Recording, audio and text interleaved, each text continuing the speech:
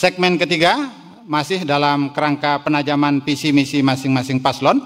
Pada segmen ini, tim pakar telah menyiapkan masing-masing paslon satu pertanyaan. Dan masing-masing paslon akan memiliki waktu untuk menjawab setiap pertanyaan 150 detik. Segmen ketiga ini kita akan mulai dari paslon nomor urut 3. Paslon nomor urut 3 mendapatkan pertanyaan sebagai berikut.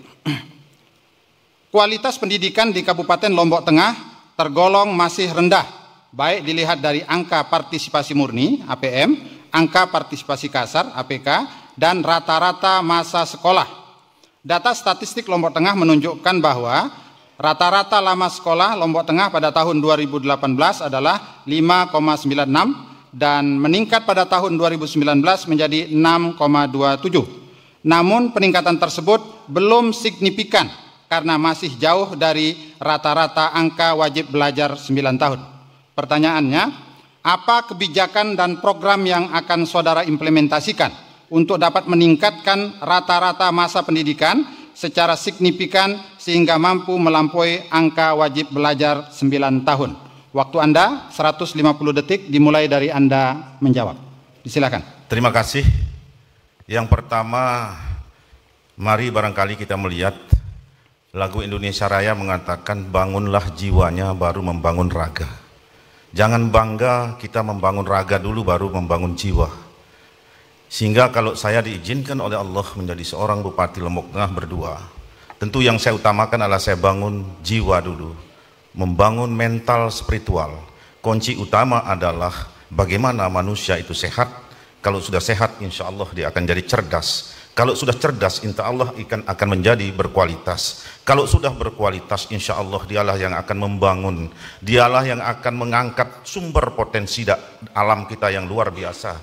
Namun kita lupa membangun mental spiritual. Yang kita utamakan, yang kita bangun itu adalah fisik gedung, tetapi tidak pernah memperhatikan mental spiritual kita. Tentunya kalau manusia sudah sehat akan menjadi cerdas. Kalau sudah cerdas, insya Allah akan menjadi berkualitas. Kalau sudah berkualitas, insya Allah IPM Lombok Tengah yang tertinggi di NTB ini. Kenapa? Karena tidak ada kabupaten kota, apalagi Lombok Tengah merupakan segitiga emas NTB, masa depannya NTB saat ini. Program nasional, program internasional ada bersumber di Lombok Tengah. Dari segala sisi, alam kita belahan utara punya dua potensi besar, yaitu agri dan turisme. Selatan punya dua potensi besar, yaitu marine, kelautan, dan alam yang indah. Lanjutkan. Lupa. Baiklah. Mantapkan Tuan Guru. Baiklah, pendidikan itu adalah hak segala bangsa. Pendidikan adalah cara yang terbaik untuk memajukan kabupaten, memajukan provinsi, memajukan negara. Pendidikan kita upayakan meningkat di Lombok Tengah ini karena angka pendidikan kita di Lombok Tengah ini hanya startup SD saja. Maka ke depan jangan sampai gara-gara kita tidak punya biaya, masyarakat kita merasa diri tidak mampu membiayai anaknya hingga putus sekolah. Ke depan kita punya program kartu Solah Soleh untuk beasiswa, untuk yang kurang mampu, dan kartu sejahtera untuk... Baik, waktu Anda sudah habis. Selanjutnya kita akan persilakan paslon nomor 4 untuk memperhatikan soal yang telah ditetapkan. Sektor pertanian, baik tanaman pangan dan hortikultura, merupakan salah satu sumber perekonomian penting bagi kehidupan Lombok Tengah, bagi Kabupaten Lombok Tengah, di samping sektor pariwisata. Namun di sisi lain, konversi lahan subur berpengairan teknis menjadi perumahan, jalan raya, gedung fasilitas publik, dan pembangunan fisik lainnya yang mencapai rata-rata sekitar 30 hektar per tahun. Kondisi tersebut menjadi penyebab menyempitnya lahan, serta menurunnya produktivitas, berkurangnya lapangan kerja, sekaligus menurunkan pendapatan masyarakat. Pertanyaannya, kebijakan, program, dan strategi apa yang akan Anda lakukan untuk mengatasi permasalahan tersebut? Waktu Anda 150 detik dimulai dari Anda berbicara. Disilakan. Terima kasih. Luas lahan basah kita kurang lebih ada 50.000 hektar. Kalau saja misalnya 1 hektar menghasilkan 5-6 ton, kalau pola tanam padi kita, padi-padi palawija, maka kita akan menghasilkan 450.000 ton. Maka dengan kondisi jumlah penduduk Lombok Tengah yang kurang lebih 1 juta ini masih berasnya masih bahkan surplus, bahkan beras kita ke NTT, ke Bali. Selanjutnya, untuk menunjang intensifikasi pertanian, maka irigasi menjadi perhatian kita. Sedimentasi saluran harus kita angkat, lalu kemudian drainase menjadi perhatian dan skala prioritas kita untuk akhirnya nanti hasil beras kita menjadi surplus, tetap surplus di Kabupaten Lombok Tengah. Terima kasih. Pertama kaitan dengan lahan benar-benar, tapi hubungan dengan bagaimana pengelolaan lahan, kita harus melihat sumber daya manusia petani. Dan alhamdulillah kita sudah melakukan pelatihan melalui kelompok tani, dan tentu itu merujuk keberhasilan tadi. Jadi kita surplus 108.000 ton beras dari kebutuhan masyarakat Lombok Tengah. Kemudian kedua, kita juga terus melakukan penguatan kita dengan sarana produksi, baik pupuk, obat-obatan maupun teknologi yang bisa menghasilkan padi yang lebih rendah cost daripada keuntungannya. Kemudian ketiga, kaitan dengan bagaimana tanaman juga kita penting menjadi lanjutan kami ke depan adalah mengenai bagaimana diversifikasi tanaman. Karena masyarakat kita petani tradisional butuh pendampingan untuk memilih tanaman yang tentu menjanjikan dalam dunia pemasaran. Kemudian keempat, bagaimana kaitannya dengan tugas Pemda dalam memfasilitasi pengelolaan pertanian masyarakat kita di Lombok Tengah, tentu kaitan dengan pemasarannya. Walaupun sekarang kita sudah cukup menghasilkan pendapatan petani, dan kelima tentu melihat bagaimana petani kita tidak terpaku dari usaha pertanian. Ada usaha-usaha lain, usaha peternakan, kemudian UMKM, itu kita lakukan selama ini. Sehingga pendapatan petani tidak ansih dari pendapatan pertanian saja. Ada usaha lain yang mendukung pendapatan mereka. Terima kasih. Baik, terima kasih untuk paslon nomor urut 4. Selanjutnya giliran untuk paslon nomor urut 5. Menurut berita dalam salah satu koran ternama di NTB yang dimuat pada tahun 2018, bahwa kawasan ekonomi kreatif KEK Mandalika diprediksi selesai pada tahun 2030 dan akan menyerap kurang lebih 56.000 tenaga kerja dengan asumsi jumlah hotel bintang 5 mencapai 12.000 kamar. Namun hingga kini di masa pandemi jumlah ketersediaan sumber daya manusia atau SDM pariwisata di NTB masih terbatas. Pertanyaannya, apa langkah yang saudara akan tempuh dalam rangka menyiapkan SDM pariwisata yang melimpah untuk memenuhi pasokan tenaga kerja di KEK Mandalika ke depan? Waktu Anda 150 detik dimulai dari Anda berbicara. Disilahkan. Terima kasih. Jadi terkait dengan kondisi KEK yang nanti akan menyerap tenaga kerja yang cukup besar dan kondisi saat ini sedang COVID, memang kelihatannya cukup terganggu.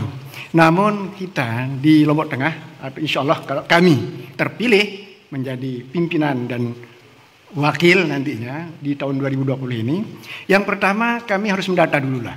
Data bagaimana sumber daya manusia kita yang akan bergerak di pariwisataan ini. Itu pertama. Karena sekarang juga alhamdulillah di daerah kita tercinta di Nusa Tenggara Barat, lebih khusus lagi di Lombok Tengah, sudah ada sekolah pariwisata. Itu yang terkait dengan aktivitas di hotel-hotel nantinya dan pelaku wisata. Di samping itu bukan pekerja hotel yang utama. Di samping itu juga nanti dengan banyaknya tamu, maka ini juga akan menyerap tenaga kerja. Bagaimana tamu-tamu yang demikian dasar banyaknya itu harus disiapkan konsumsinya bahkan oleh-olehnya. Sehingga ini harus kita siapkan sumber daya manusia yang harus kita latih yang akan bergerak dalam bidang kewirausahaan, yaitu IKM dan UKM. Dan ini harus didata. Sekarang jumlah sekolah SMK perlu sekali juga dilihat, ditingkatkan. Termasuk dengan keberadaan sekolah pariwisata di Lombok Tengah. Ini juga perlu didata. Berapa persenkah anak bangsa Lombok Tengah yang bisa masuk di sekolah itu? Karena kelihatannya tesnya ceritanya secara nasional. Mampukah kita? Saya ingat masa lalu terbentuknya Fakultas Kedokteran di UNRA.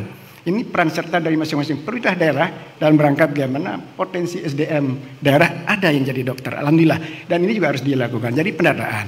Jadi terkait dengan kesediaan tenaga kerja dalam rangka menyongsong kedatangan tamu kita, yaitu kunjungan wisatawan yang demikian banyak, maka kami pasangan Saswadi Dahrun.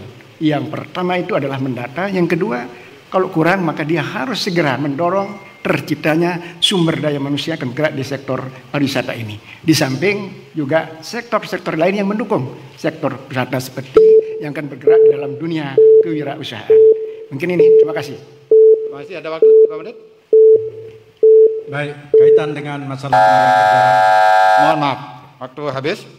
Selanjutnya giliran untuk paslon nomor urut 1. Pertanyaannya adalah, pendapatan rata-rata masyarakat Lombok Tengah masih relatif rendah karena sebagian besar masyarakat menggantungkan hidupnya dari sektor pertanian dengan angka buruh tani yang besar dan rata-rata kepemilikan tanah kurang dari 30 are per kakak.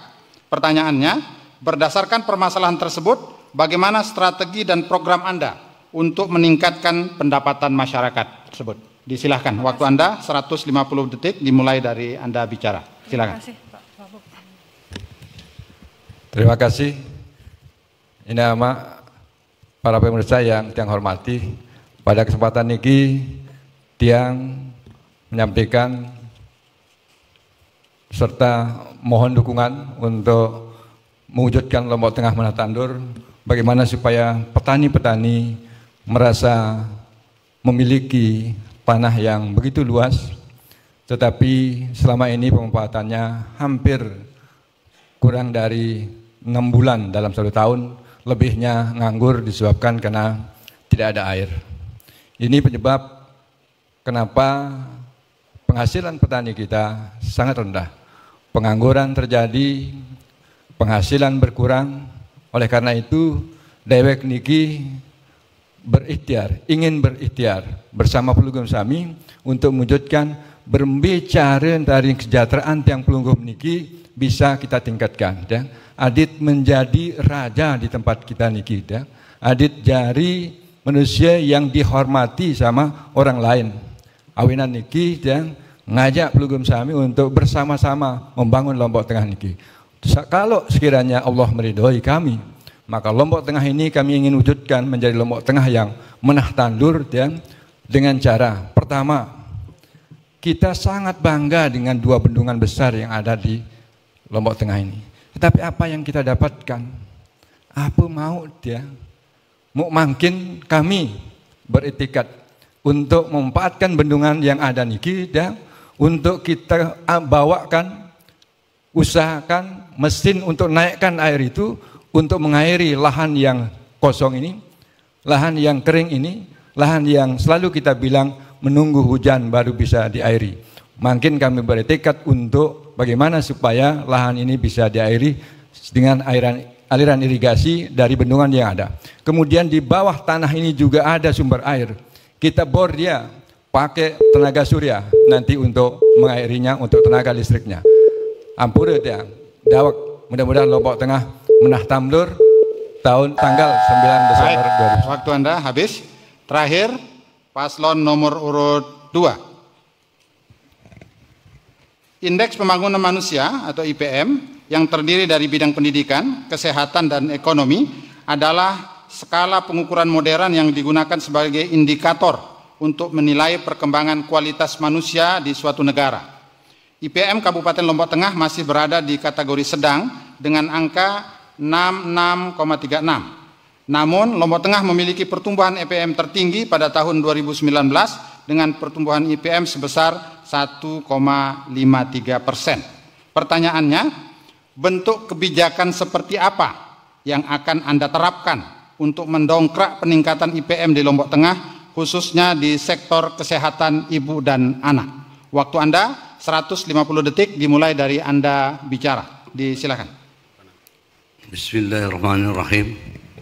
IPM Lombok Tengah akan kita tingkatkan secara terus-menerus melalui beberapa kegiatan yang selama ini sering kita abaikan, yaitu seperti IPM Lombok Tengah terhambat karena masalah kesehatan maksudnya. Karena kalau kita berada dalam suatu sisi desa yang terjauh untuk mencapai kesehatan di kota, maka kita akan mati atau sakit di tengah jalan sebagai akibat jauhnya lokasi-lokasi para puskesmas. Besok kita akan mencoba postu yang ada di desa, gabungkan ia dengan polides yang ada. kemudian kita tambah tenaga medisnya dan para dokter di sana, sehingga kalau dia berobat cepat tertangani, kalau dia melahirkan cepat tertangani, kalau dia orang gizi cepat tertangani. Langkah ini yang sangat produktif dengan menaikkan EPM kita yang selama ini masih sangat rendah. Di samping itu juga faktor stunting. Stunting ini ada dua, kita lihat. Stunting karena keturunan atau stunting karena kurang gizi. Ini yang perlu kita perhatikan sama sekali, stunting yang karena kurang gizi. Faktor ini sangat menentukan alam pikiran manusia dan otak manusia supaya sehat. Otak manusia lah yang menyebabkan kita menjadi EPM terendah di Lombok Tengah. Tetapi sebenarnya hal itu adalah tidak benar. Kenapa? EPM Lombok Tengah banyak disebar ke Lombok Barat, ke Lombok Timur, dan ke Lombok, bahkan di luar daerah. Sisa-sisanya saja yang ada di Lombok Tengah. Itu yang kita harus tingkatkan semaksimum mungkin dengan cara kita baik menggunakan APBD maupun dengan menggunakan secara berjemaah dan segala aspek pembiayaan untuk meningkatkan EPM Lombok Tengah secara adil. Ini yang sering kita lupakan. Para tenaga medis di bawah yang di tengah